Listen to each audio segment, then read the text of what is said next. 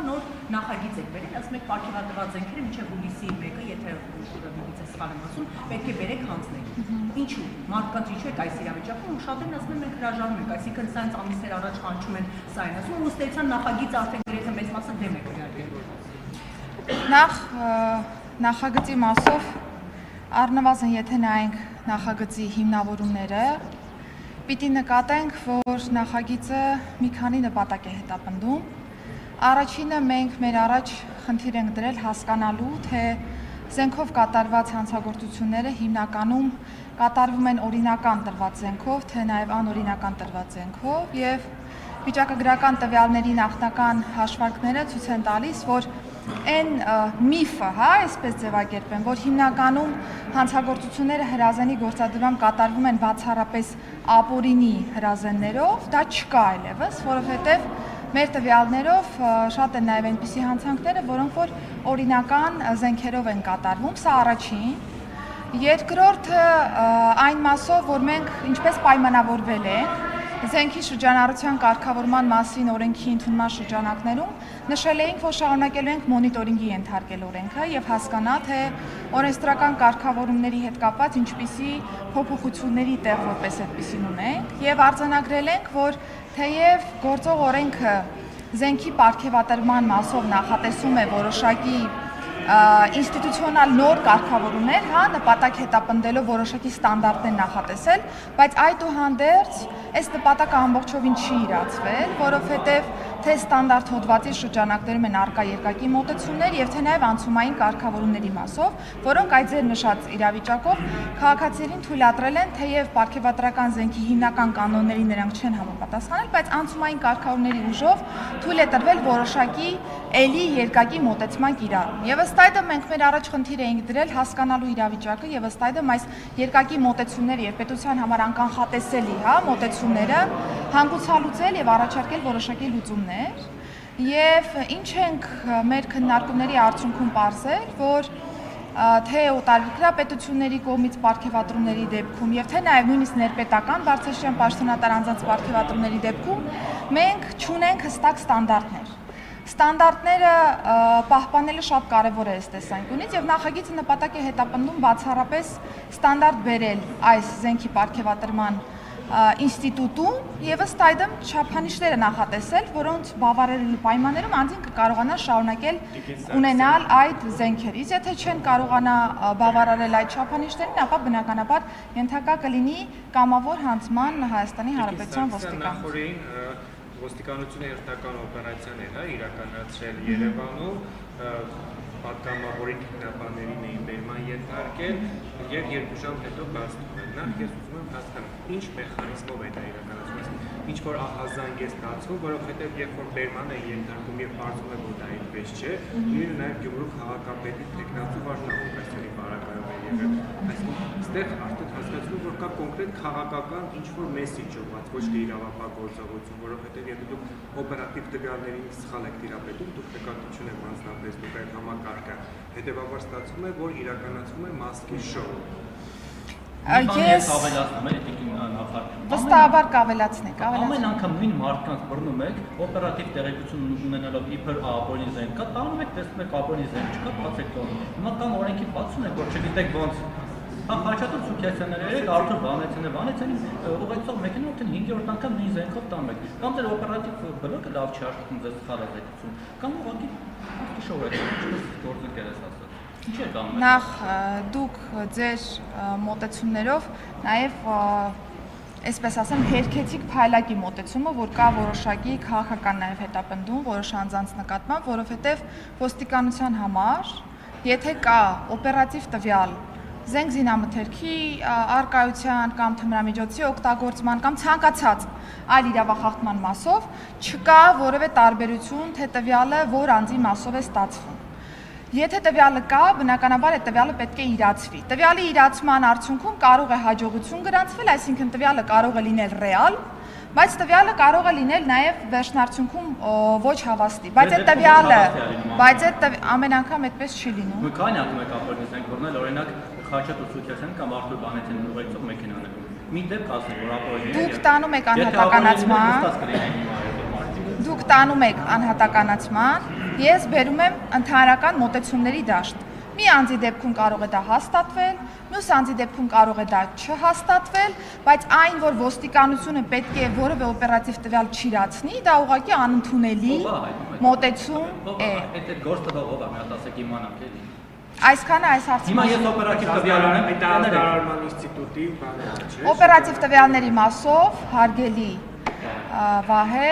դրանք ամբողջը գաղտնի փաստաթղթավորման տրամաբանության մեջ։ Ես օպերատիվ տվյալ ունեմ, որ ձեզ ուղեկցող մեքենայի մեջ ապօրինի զենք կա, հենց հիմա որ դուք կասեք, ձեր դիմակավորված տղերք ասֆալտին բռնած Ինձ ուղեկցող մեքենայի մեջ այո, կա զենք, բայց դրանք օրինական են, որովհետև պետական պահպանության ծառայության։ Տարեք ստուգ եք։ Շնորհակալություն։ Որ ապօրինի է։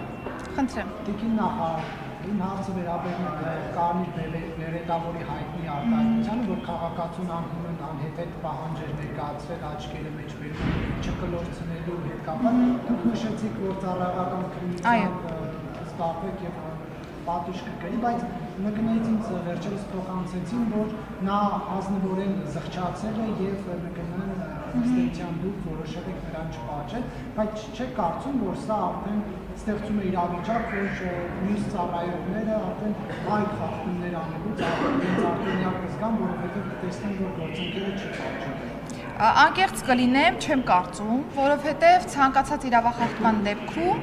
պիտի գնահատենք ընդհանուր իրավիճակը, իրավախախտման բովանդակությունը, իրավախախտի վարքագիծը այդ իրավախախտման առնչությամբ, ինչպիսի մոտեցում ունի, խոստովանում է, որ կատարել է որոշակի էթիկական կանոնների խախտում, թե չի խոստովանում, եւ տվյալ իրավիճակում ես ասուլիսի ժամանակ էլ նշեցի, որ իրականացվում է ծառայողական քննություն, ծառայողական քննությամբ այո,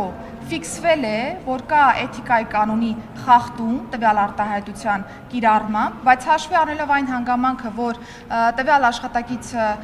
կարգապահ որպես այդպիսին աշխատող է հաշվի առնելով կենսագրությունը, անկեղծորեն խոստովանել եւ զղջացել է, որ այդպիսի վարքագիծ է ցուցաբերել տվյալ իրավիճակում, օրենքը թույլ է տալիս նմանատիպ ծառայողի նկատմամբ սկզբում ֆիքսել, այսինքն սա շատ հստակ է, ֆիքսել ենք, որ կա խախտում։ Իսկ կարգապահական տույժի կտորը դա արդեն ըստ իրավիճակի պետք է գնահատվի։ Կարծում եմ, որ ձեզ համար կարևոր է հասկանալ, որ ծառայողական քննությունով ֆիքսվել է, որ կա խախտումը, բայց հաշվի առնելով անձի վարքագիծը եւ անձի ընդհանուր կենսագրականը որոշվել է այս անգամ չկիրառել կարգապահական տույժի տեսքով կոնկրետ նկատի ունեմ, բայց եթե հետևեք նաև ներքին անվտանգության եւ հակակոռուպցիոն վարչության մեր հայտարարություններին, տարբեր ամփոփումներին, նաև ՆԳՆ կարգապահական հանձնաժողովի տարբեր արդյունքներին կնկատեք, որ շատ են այնպիսի ծառայողներ, որոնց որ ըստ իրավիճակի արդեն կոնկրետ կարգապահական տույժեր են նշանակվում կամ աշխատավարձային պահումների որոշակի տեսքով կամ նկատողության, խիստ նկատողության կամ ընդհանուր մինչև ծառայությունից ազատման տեսքով։ Այսինքն ըստ իրավիճակի պիտի գնահատականը տանք, Նարեկ ջան, որովհետև այլև այլ դեպքում ստացվում է, որ մի ընդհանուր գծով, մի կանոնով պիտի բոլորին վերաբերենք եւ արդարության բաղադրիչը այդտեղ բնականաբար չի լինի։ Եվ կխնդրեմ անդրադառնալ Չարենցավանի դեպքին, երբ որ պետի տեղակալը այլ ծառայողների հետ ծեծի է ենթարկել Արցախից բռնի տեղահանված անձնանշան հիշում արուեր այդ տղայանին շնորհություն կա։ Այն հաստաբանի երբ որ Դեպքի մասով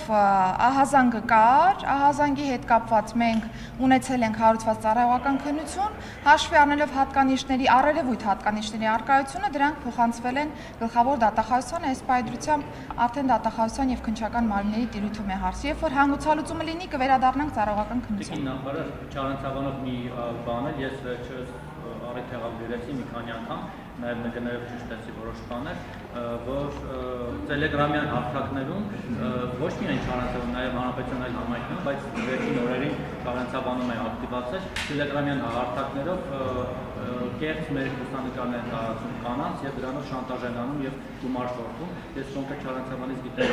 քանի քաղաքացիներ գերի 10-ից ավել կամ չգիտեմ, տրվել են այդ շանտաժին եւ գումարներ փոխանցել։ Ոստիկանությունը ինչ-որ անձանց ձեռքակալել էր, բայց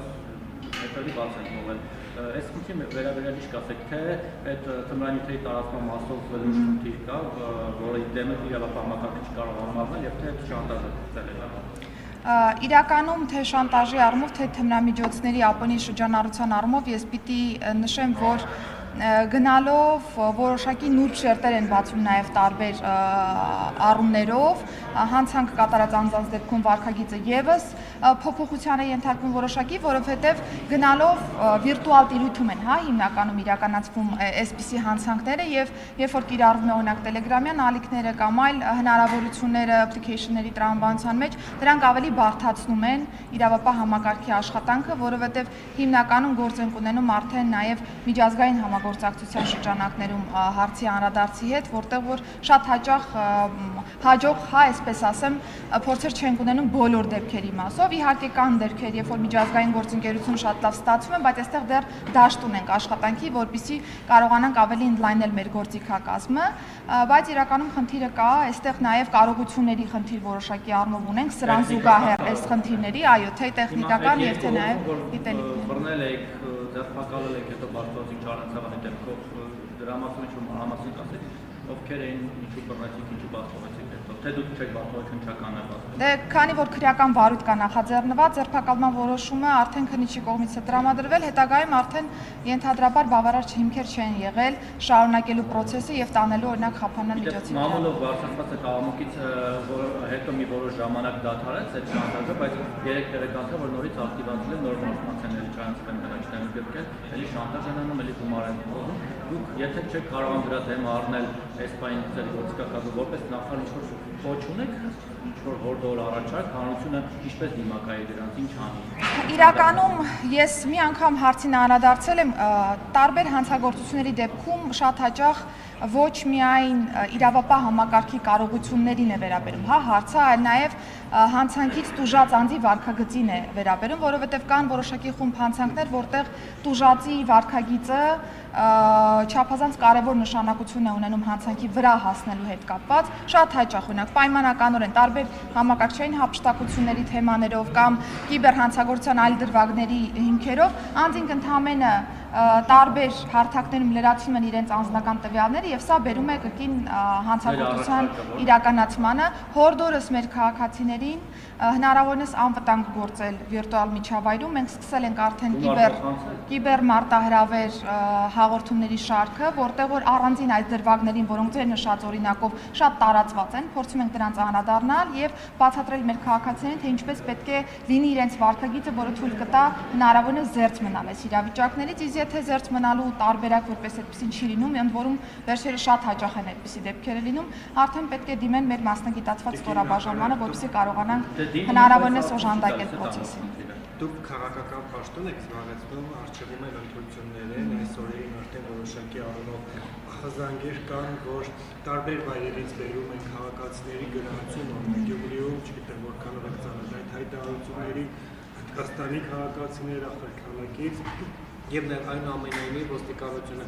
ապա քաղաքական է, թե հաշվի առնելով այն, որ դուք քաղաքական պաշտոն եք զբաղեցնելու, իրենք եւս հա որոշակի առումով քաղաքականացնում են եւ նաեւ այդ ցուցակների անճշտությունների եւ ահազանգերի վերաբերյալ։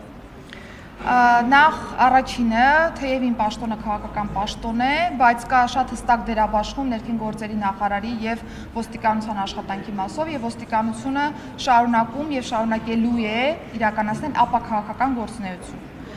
Եվ ընտրացուցակների մասով ես պիտի ասեմ, որ արդեն ներքին գործերի նախարարության պաշտոնական կայքեջում նախնական ցուցակները հրապարակված են եւ այս նախընտրական ցուցակների մասով, որպեսզի կարողանայինք հստակեցնել, հասկանալու կա օրինակ անճշտություններ տվյալներում, կան օրինակ մահացածներ, որոնք դեռևս շարունակում են մնալ ցուցակներում, համայնքային ոստիկանության օժանդակությամբ միգրացիա եւ քաղաքացիական ծառայությունը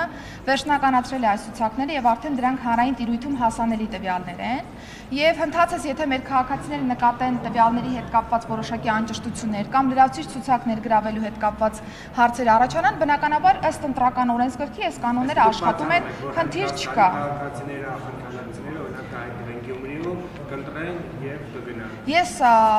անկեղծ ասած թեման, երբ որ ինձ հայտնի դարձավ, որ մեդիա դաշտում շրջանառվում է այդ թեման, շատ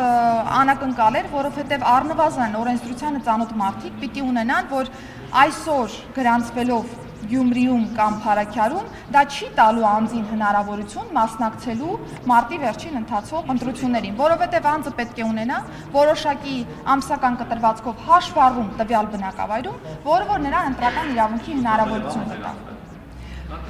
Եթե անձիկ տվյալ ժամկետից առաջ են գրանցվել եւ շարունակում են այնտեղ բնակություն հաստատել, բնականաբար ըստ օրենքի տվյալ անձիկ ունեն ընտրական իրավունք։ Այս մասով նախարարությունը պաշտոնական հայտարարությամբ հանդես եկել է եւ եթե լինեն համանման ահազանգեր, խնդրում եմ ուղղորդել նախարարություն, մենք բարձրաբանումները կտանք։ Շնորհակալություն։